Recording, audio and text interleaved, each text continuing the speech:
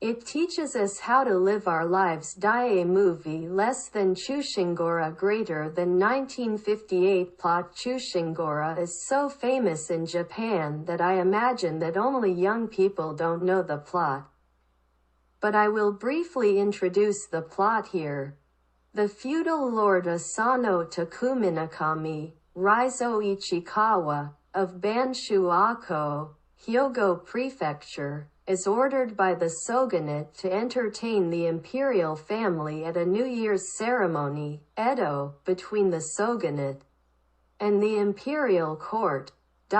Regarding the customs of the shogunate, Kira Kazuka no Sake, Osamu Takizawa, will tell you about it, so he advises you to ask him anything. Asano has an honest and single-minded personality, and when he expects a bribe from Kira Kazuka no Sake, he only gives ordinary things, saying that there is no need to send a bribe. However, Kira becomes angry that someone lower in rank won't bring him a bribe, and begins to take a harsh stance on Asano. Kira embarrasses and insults Asano in front of everyone, and finally, when Asano asks him about the need to replace the tatami mats, more than 200 tatami mats, in Zojoji Temple, where the envoys are staying, Kira replies that it is not necessary. However, the tatami mats at the other temples where they are staying have already been replaced, and Asano gives up, thinking that it is too late. But his servant Haribe Yasube, Hayashi Naruto-si, showers money on tatami craftsmen throughout Edo and makes them tatami in one night. Asano continues to hold a grudge against Kira, but with the encouragement of his servants, he manages to make it one day before his final address to the imperial court. However, before the final day, Asano asked Kira what he should wear for the day, and instead of wearing the necessary clothes, Asano deliberately instructed him to wear clothes that no one else would wear.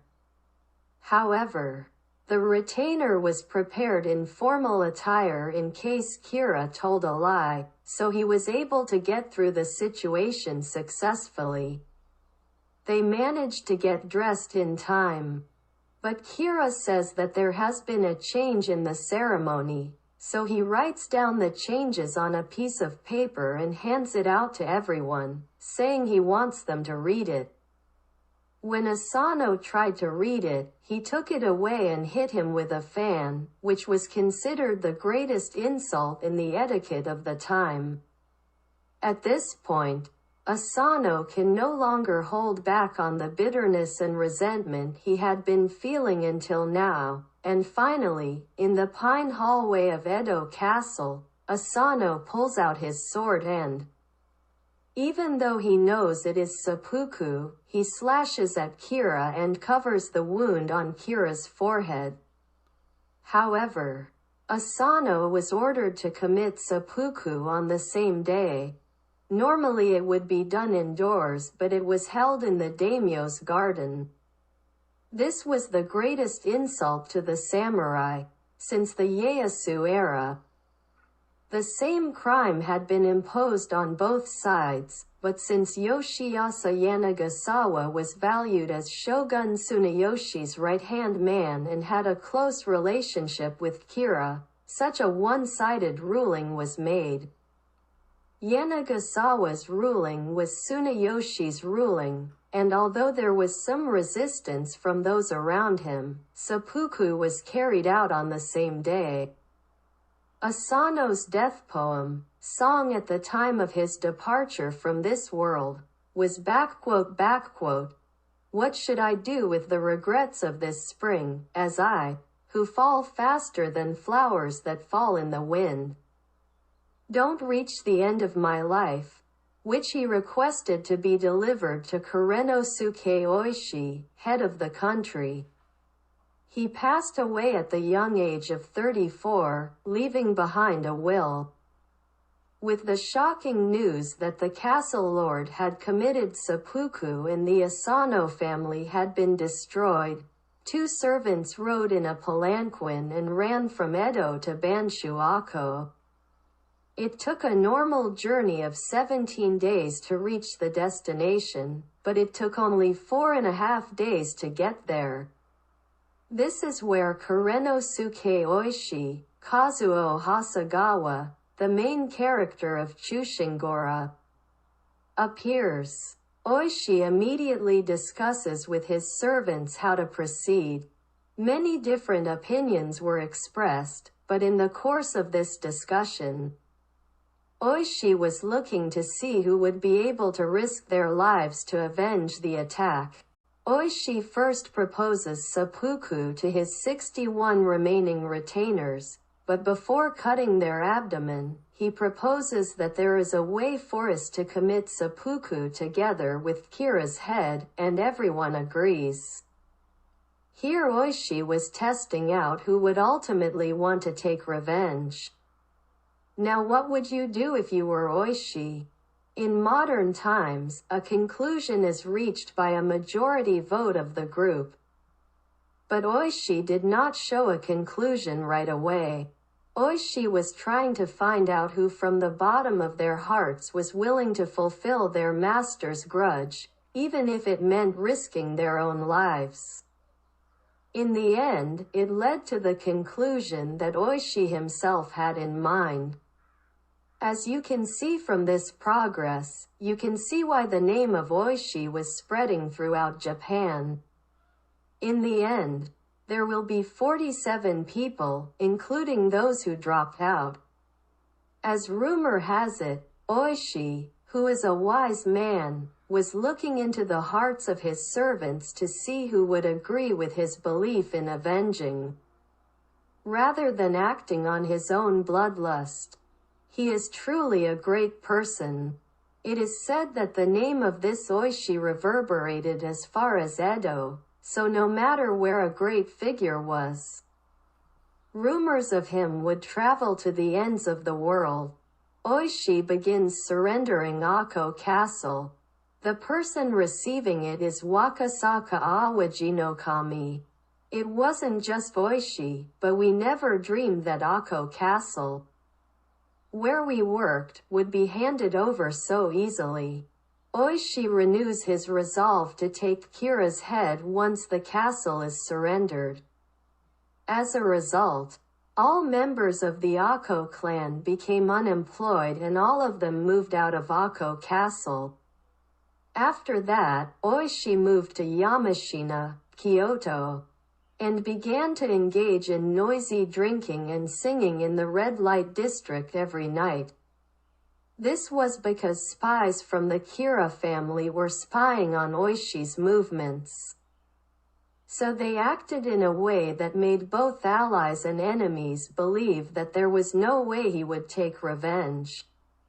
In the process, only the female spy, Michiko Kyo, works in the red light district while suspecting that Oishi, who has those clear eyes, is definitely looking for revenge, and in the end, she respects her enemy. Oishi, it will be. Details can be found in Part 1, the Kira family's female spy. However, since the number of spies does not seem to be decreasing yet, he decides to divorce his wife, Chikage Awashima, and her family. The emotional changes in the family before and after divorce are discussed in Part 2, Yamashina's Farewell. During this time, the servants other than Oishi, in order to investigate Kira's movements, became a soba shop and walked around the Kira residence to see what was going on, and set up a haberdashery shop to check on the people coming in and out of the Kira residence, and made thorough preparations to obtain information. However, the Kira mansion is large, and without a picture of the mansion, you won't know where anything is, and even if you raid it, it will only take time. I understand. However, Kinemon Okano, Koji Saruta, who has become good friends with the carpenter's daughter, Ayako Wakao, who is frequenting the Kira residence, is persuaded by his friends to bring the drawings from the daughter's house and show them to all members. Of course, Okano hands Oishi the drawings. As long as we have the drawings and know when Kira Kazukanosuke will be at the Kira residence, we can decide the day of the raid. They also learned that a tea party would be held at the Kira residence on December 14th, and that day was decided as the day of the raid. The 47 samurai who entered the raid found Kira, who was hiding in a charcoal hut, and Oishi took Kira's head. They then heads to Sengakuji Temple, where their master is sleeping. Through the crowd of onlookers who have heard of his revenge. Among these onlookers was Yozanin, who was standing there wanting to express his gratitude to the 47 samurai. Specifically, please see Nanbazaka Yuki's farewell in 5. It's long, but that's the summary. Next, I would like to talk about the difference between Daiei's Chushingura and other film companies. The difference is that the depiction of moving scenes is different from other companies and is impressive. Daiei, which was characterized by its determination to exact revenge, had more appeal than Toei. Unlike Toei's Chushingura, it expresses the scenes it wants to emphasize in detail through the trembling of the human heart. In particular, the beauty of Oishi Kuranasuke's heart and the way he thoroughly deceives people and waits for the chance to strike a blow touches people's hearts. Below, I would like to introduce the most tear-jerking scene in Daiei's Chushingura, which I felt appealed to the audience that this is the kind of life humans want to live. I'm sure there are many more moving scenes, but I would like to share with you in detail the scene that moved me to tears while watching this movie and moved me to see how wonderful a life is. There were a total of 5 scenes. From now on, I will explain in my own way why these scenes are so moving that I cannot watch them without crying. 1.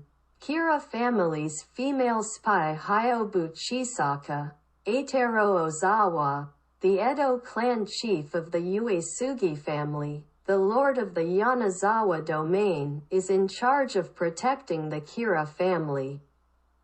Chisaka sends a female spy, Machiko Kyo, to the red light district where Oishi is having fun in order to find out if Oishi is really planning to take revenge. The female spy observed Oishi's movements every day and reported to Chisaka. Based on the report, Chisaka thought that he would not seek revenge. But as the female spy repeatedly observed Oishi in detail every day, the clear, unclouded gaze of the female spy revealed that she was definitely planning on taking revenge. Sensing that he was looking for help, he told Chisaka that he would take the plunge. And during that time, she was a female spy, and if she felt suspicious, she was ordered to kill Oishi. The female spy is given a quick pass for her murder, and her murder ends in failure. The female spy came to respect Oishi, who had the will to stick to Bushido and maintain a consistent defense. And her heart changed to the point where she supported him from the bottom of her heart. When I thought about the changes in this female spy's heart, I felt an unusual amount of emotion. This is because, although the female spy's role was to protect Kira, she was captivated by the man's way of life as he tried to stick to one decision. At this point, It is indescribably beautiful to see the female spy become absorbed in Oishi's way of life, where he has no enemies or allies and simply tries to live a pure life. However, it is an undeniable fact that Michiko Kyo's acting skills are what makes this possible. Other companies did not strongly emphasize this scene, but by creating this scene Kunio Watanabe, the director of this movie, made the audience think about how they should live their lives happily, is one of the highlights of this movie, making it even more appealing. After the revenge was carried out, Chisaka grumbled. He lost to Oishi, he said. 2. About Yamashina's farewell. After Oishi decides to take revenge, he spends his time in the red light district and has a close encounter with Taiyu Yukihashi, Michio Kogure. This thought was not due to his true intentions, but to ensure that Oishi's decision to take revenge would not be leaked. Oishi took him to his home and told his wife and mother that he wanted to divorce his wife and family and start a household with Taiyu Yukihashi. There was a notice of divorce. Oishi tried to legitimize the divorce filing by lying about having a household with Taiyu Yukihashi, a strategy to reassure spies who might be hiding somewhere. When his wife heard this, she had no choice but to partially agree and gave up, but Oishi's mother, Chiko Higashiyama, was completely against it. What's the point of having a household with a red light district woman without avenging your master? What happened to revenge? I don't remember raising you to be such a weak man, she said in anger. Here again, Oishi has a hunch that a spy is listening. He continues to lie completely. How strong is his will? Can someone imitate him? The rest of the family, except for Chikura Oishi, who had decided to stay with her wife's parents, have to leave soon. Oishi's mother put her hands on the Buddhist altar and burned incense to her ancestors before leaving. She found a new mortuary tablet that she is not used to seeing.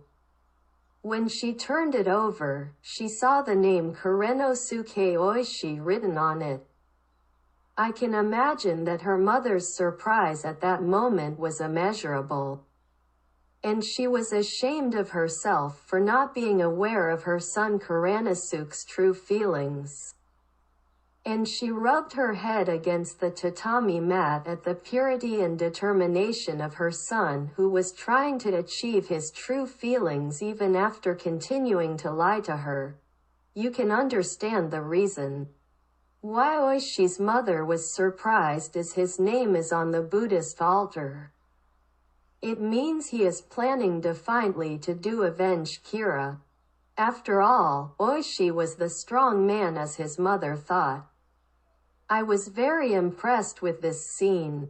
In other movie companies, this scene shows Yamashina's farewell, with his wife being surprised when she is given a divorce certificate, and the rest of the family, except for Chikura Oishi, returning to his wife's parents' home. But in this Daiei production, Oishi's strength of will and the touching scene in which Oishi's mother respects her son further demonstrate why he is a loyal vassal of the Chushingura. It is truly a scene that I cannot watch without crying. 3. The friendship between Oishi and Gorabe Kakimi. Oishi was not convinced the decision to have his lord commit seppuku in the garden on the same day. And in order to avenge their regrets, they went to Edo using the name of Gorabe Kakimi, a servant of the Hino family. When Oishi and his group arrived at the inn, Mr. Gorabe Kakimi, who is real Kakimi, has just arrived little later and would like to meet the person who is using Kakimi's name. Oishi told innkeeper, please show him to my room. The two men had their group wait in the room next to Oishi and outside Oishi's room, respectively. They decided to introduce their names, and both of them introduced themselves as Gorabe Kakimi. Gradually, the real Kakimi, Ganjiro Nakamura, begins to get angry, and he told Oishi if it is Mr. Kakimi, there should be a list by the Hino family, so he should show it to me. As you know, Oishi does not have a catalog of evidence. As a last resort, Oishi gave Kakimi a blank scroll. Mr. Kakimi was surprised to see the blank scroll, and after staring at Oishi's face, he saw certain luggages around him. Luggage placed around the room. Kakimi discovers that the Asano family crest is on the top of the luggage. Kakimi knew instantly that Oishi was going to avenge Kira. Mr. Kakimi watched Oishi's face again, "You are definitely Mr. Gorabe Kakimi. Use your name. Please excuse me. As a fake, I don't need this scroll. Please use this," he said, holding up the scroll he was holding. Oishi was so moved and grateful that he rubbed his head on the tatami mat to get a glimpse of his gratitude. All of Oishi's servants in the next room were grateful and all of them cried. Now, this scene was created to make the Chushingura movie more interesting. It is said that it was adopted as a story. But it doesn't matter if it's fiction or fact. Is not it? The problem is that no one knows in advance that you are going to take revenge on the enemy.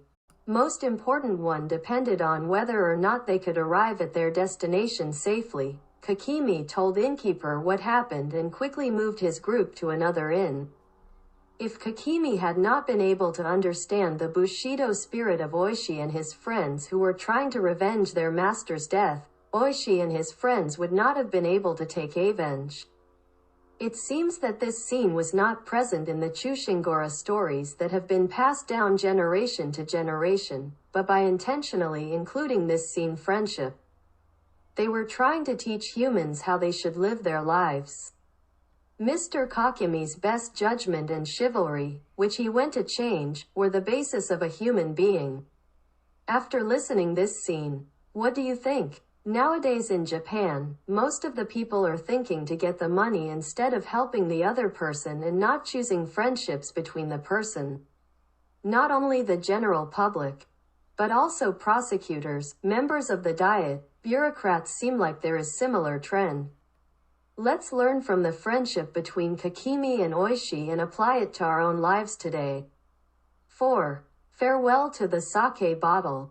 In modern terms, a tokuri is a small vessel used to drink sake. Genzo Akagaki, Shintaro Katsu, one of the 47 samurai, suddenly visits the house of his older brother Izaemon Shioyama, Ichiro Ryuzaki, in Edo just before the raid. His older brother trusted and loved his younger brother. But his older brother's wife was not happy with her brother-in-law's constant drinking, so when Akagaki visited, she asked him if he had come again. "I'm pretending to be sleeping in the parlor in the back." When the maid told him that his brother was away, Genzo had his brother's crest hung in the alcove, and while drinking the sake he had brought, he said, "I came to ask for your time, but unfortunately, he is not here, so this is it. I'm going home," Genzo says as he watches up his brother's crest and leaves. Today is the last time the brothers will meet, and this scene makes me feel like Genzo has no choice but to go home as the time for his revenge draws nearer and makes me cry. The next morning, when the elder brother heard from his servant that Genzo had joined the group as a member to take revenge, he bid farewell, using the sake bottle that Genzo had left behind in place of Genzo. It was a complete twist of fate that my brother, who shared my blood with me, came to say his final goodbyes just before he was about to lose his life, but he was not there. I wonder if there are people who can't shed tears when they see such a truly sad farewell. In the era of the samurai, there were domestic wars before and after the Edo period. And we can imagine that there were many opportunities for parents and children, brothers and sisters to lose their lives and never be able to see each other again. It is true that in modern times, there were many families whose lives were tragically gifted due to World War II and the atomic bombings of Hiroshima and Nagasaki. More recently, the Great Kobe-Awaji earthquake, the Great East Japan earthquake and Noto Peninsula earthquake have caused many people to be separated by death. The causes of avenging the master's death and war are different, but everyone is looking forward to the scene where the brothers hug each other and say goodbye, rather than the inexplicable parting like the sake bottle parting. It is human nature that tears flow endlessly. For that reason, the farewell of the sake bottle is loved by everyone as an important scene in Chushingura.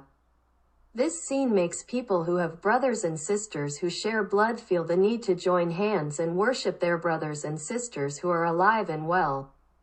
5. Farewell. On the snowy Nanbazaka, Oishi went to say his final farewell to Takumi Asano's wife Yozen in Fujiko Yamamoto, who had taken refuge in a mansion on the top of Nanbazaka, present-day Akasaka, just before the time of revenge.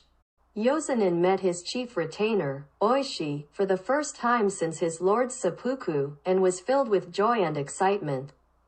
This is a farewell. He asks Yozanin to stay in good health. She calmly tells him the same thing. However, deep in Oishi's heart, he thought, today, 47 of us will go to avenge our master. He wanted to say, I apologize for not contacting you until today, but Oishi knew that Kira's spies were probably in the mansion. He had no choice but to lie even to Yozanin. I was hired by a Western country. Therefore, I think this will be our final farewell. When Yozanin heard Oishi's words, she was stunned and said, have you forgotten about avenging your master? Even though she had been waiting for him until today. That should be it. Speaking of Oishi, I have heard many times from my master that he is a great man, perfect in everything, and would never leave his master to die. Subone Toda, Aiko Mamasu, who was next to her and had always protected Yozanin, could not hide her surprise and angrily asked Oishi, do you have no intention of avenging your master? Listen, Oishi had to say something he didn't even think about, saying. Just before they parted, Oishi told Yozanin that she would continue to take good care of herself, and placed what looked like a scroll on his master's Buddhist altar, saying, I have brought a letter that I would like to leave to my master. So please read it later. He took a bow and left the snowy Nanbazaka. That night, a woman believed to be a suspicious spy enters the Buddhist altar and steals her scroll. At that time, Subone Toda finds the woman and shouts out to everyone in her mansion. The spy girl is about to be captured and ends up committing suicide. Toda, Subone and Yozanin were relieved, but they were even more surprised. The scroll turned out to be a letter of revenge written with each person's own blood. Everyone from Yozanin to Subone Toda broke down in tears. In a place where there might be a spy, Oishi went out tonight with the words, I will continue to take great care of you, in the hope that the scroll would not be stolen by the spies, and that the value of the scroll would be known no matter what. Oishi told them in a way that no one would know that he was going to take revenge. What a quick decision Oishi has. The minimum role of words is to convey the meaning of any words in a way that is easy to understand. However, Subone Toda and Yozanin were unable to grasp the true meaning of those words. If they had been aware of this, they would have found out before the spies discovered that the letter he left on the Buddhist altar was a joint letter from a comrade in revenge. This aspect of the story is also the best plot that thrills the audience. It can be said that there is nothing like this scene that evokes the greatness of Oishi, or rather the awesomeness, or the emotion that cannot be expressed. This is the climactic scene that occupies a central position in Chushingura. Now, what did Yozunin do after the revenge was carried out? After taking revenge, she kneels down in the snow as Oishi and 46 other servants make their triumphant return to Takanawa Sengakuji Temple, where their master rests, and expresses her gratitude to them by weeping. When I think about the hearts of Oishi and his friends, I am sure that I am so grateful that I can't stop crying. This scene was so moving that I cried out at the very end.